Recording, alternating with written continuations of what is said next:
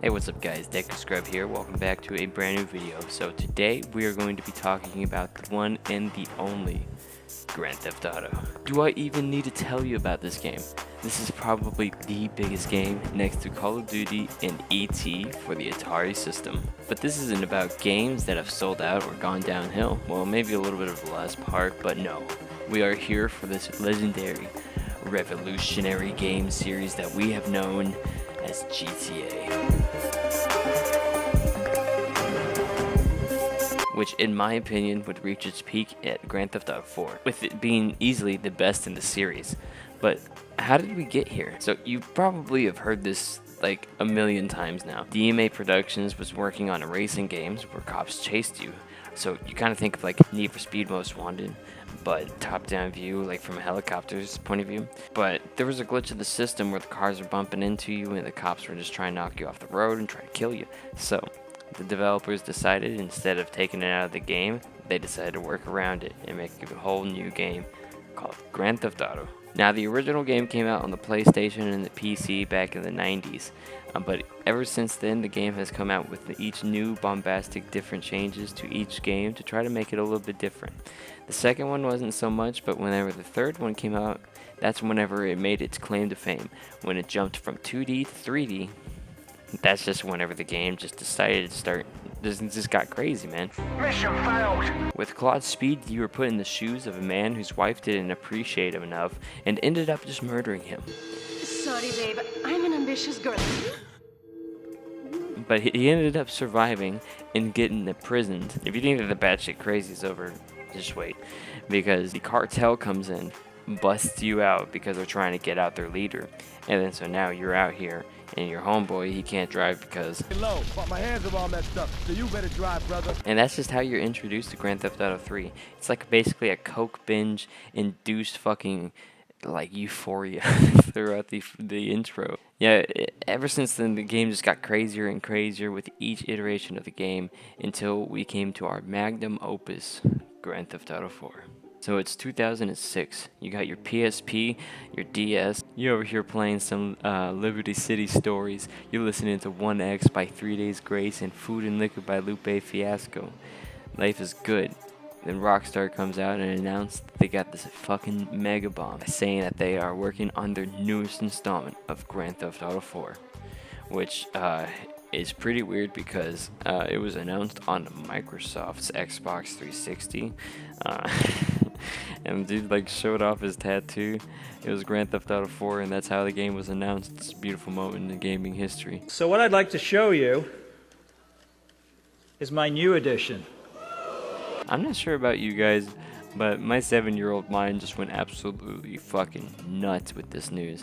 I try to get my hands on anything Grand Theft Auto 4. I watched Rickroll after Rickroll. I watched fucking Scary Maze Girl after Scary Maze Girl.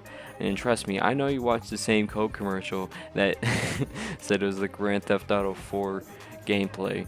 We all watched that one. Then finally we got our official fix with an official announcement from Rockstar along with a beautiful trailer. Grand Theft Auto 4 was here. It's 2008. You're chilling in your room. Wrath of the Lich King was just announced. Dead Space is out along with Mirror's Edge, Fallout 3, Call of Duty World at War, and Left 4 Dead. This is the year for gaming. And then Rockstar drops Grand Theft Auto 4 and the world erupts.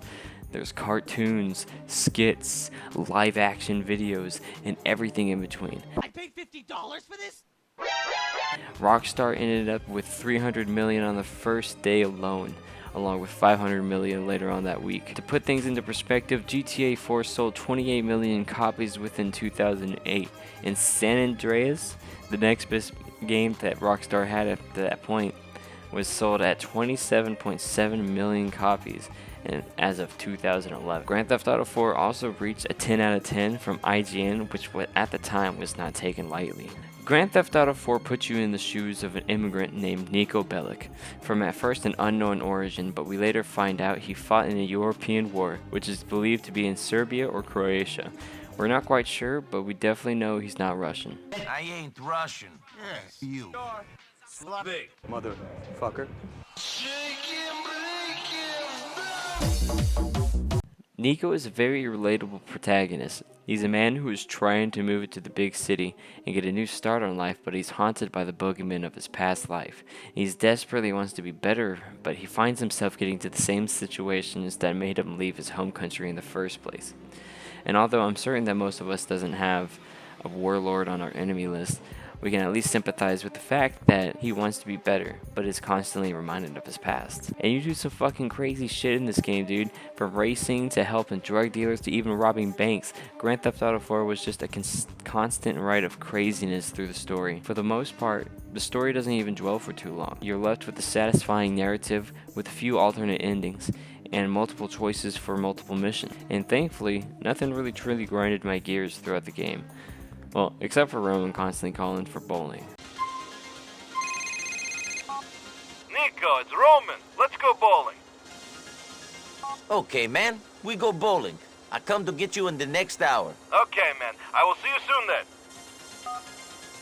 But in the game, there is a point where Roman can be murdered by an enemy at his own wedding, which fuels Nico to enact his revenge and to end the game off. And once Roman dies, man, you just really miss the frequent calls asking to go bowling or to see women or go drinking, you know. Sure, you have other friends that you can rely to fill in the time, but there's just something about, you know, not having Roman around. You know, he was a genuine character from the beginning.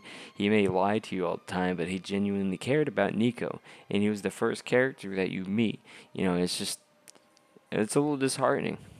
I'm not really sure if it's because I've recently lost my friend, so the wound is still kind of fresh, but the game just kind of feels empty without Roman around.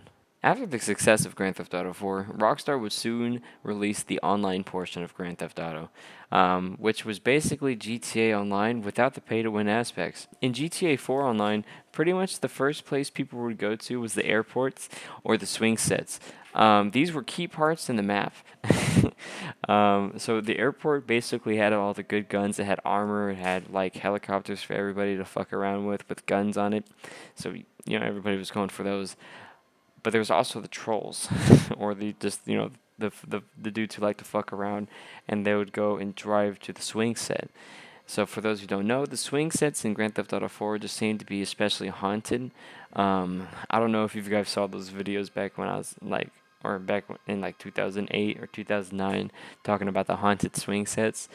So what you do is you put your car up to the swing set, or you can even put yourself, and like you put yourself to the fucking swing set, but you're gonna die. But you know, you put a car up to the swing set, and then it launches you to to space. You basically become Elon Musk, bro.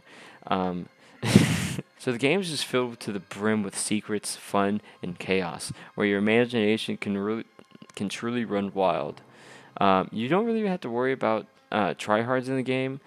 Sure, there's some, but like with the lack of a progression system or kill stats, no one really has initiative or any real reason to troll kids who just picked up the game. Other than they think that it's funny, which is something I could kind of get behind. I mean, with that being said, though, guys, I do appreciate if you guys were watching this.